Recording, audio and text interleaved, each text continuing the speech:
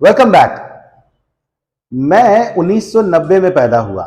नहीं, मैं नहीं, मैं बस एग्जाम्पल दे रहा हूं। मैं तो और पहले पैदा हुआ, ना ही जाना तो बेहतर है। मैं 1990 में पैदा हुआ। इस सेंटेंस को इंग्लिश में हम कैसे बोलते हैं? इसको इंग्लिश में बोलते हैं हम आई वॉज बॉर्न इन 1990। ये आई वॉज बॉर्न इन 1990 क्यों बोलते हैं हम? आई बॉर्न इन 1990 क्यों नहीं बोलते? या आई एम बॉर्न इन 1990 क्यों नहीं बोलते? तो इसको समझने के लिए पहले हमें ये वर्ड देखना होगा। जी नहीं, ये वो नहीं है जो आप समझ रहे हैं। ये बियर नहीं है। बियर तो वो है जो नीतीश बाबू बंद करा दिए बिहार में। जी नहीं, ये है बेर। बेर बेर का मतलब, जी हां, आप सही समझ रहे हैं, भालू होता है। लेकिन भालू के अलावा भी इसके कई मतलब होते हैं।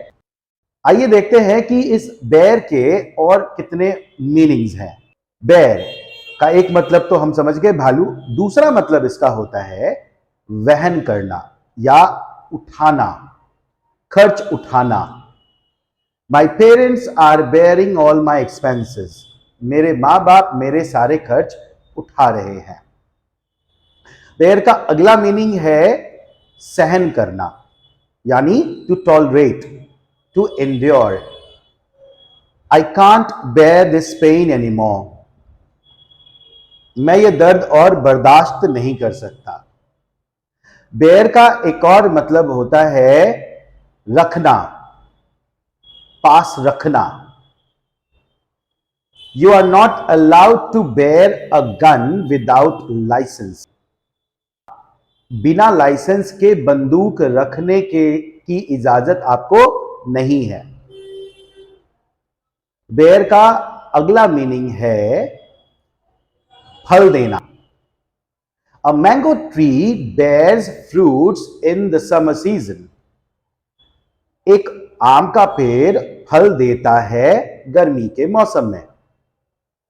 और बेर का जो सबसे इंपॉर्टेंट मीनिंग, जिसके बारे में हमने शुरुआत में बात की थी, वो है जन्म देना।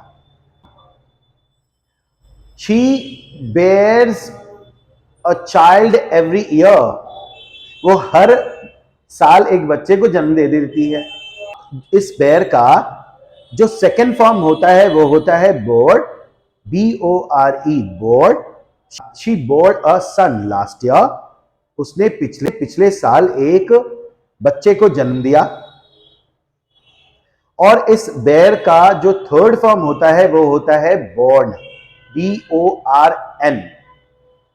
और इसीलिए हम लोग आई वॉज बॉर्न बोलते हैं, क्योंकि हम खुद पैदा नहीं होते, हमें पैदा किया जाता है। इसलिए जो आई वॉज बॉर्न इन 1990 जो सेंटेंस हमने शुरू में देखा था, या हम लोग जनरली यही बात कहते हैं कि मैं पैदा हुआ, लेकिन असल में देखा जाए तो हमें ऐसा बोलना चाहिए मुझे पैदा किया गया। ये एक पैसिव सेंटेंस है।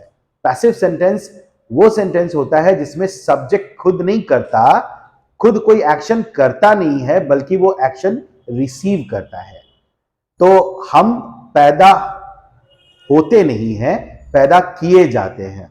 इसलिए हम अक्सर आई वॉज बॉर्न इन 1990 बोलते हैं, न कि आई बॉर्न या आई एम बॉर्न बोलना भी गलत है। अगर आप ऐसे बोल रहे हो कि आई एम बॉर्न इन 1990, तो इसका मतलब गलत हो जाता है। ये प्रेजेंट फॉर्म हो जाता है और इसका मतलब हो जाएगा कि मुझे पैदा किया जाता है, तो ये गलत हो जाएगा। आप पास्ट की बात कर रहे हो तो आपको आई वॉज बॉर्न बोलना होगा।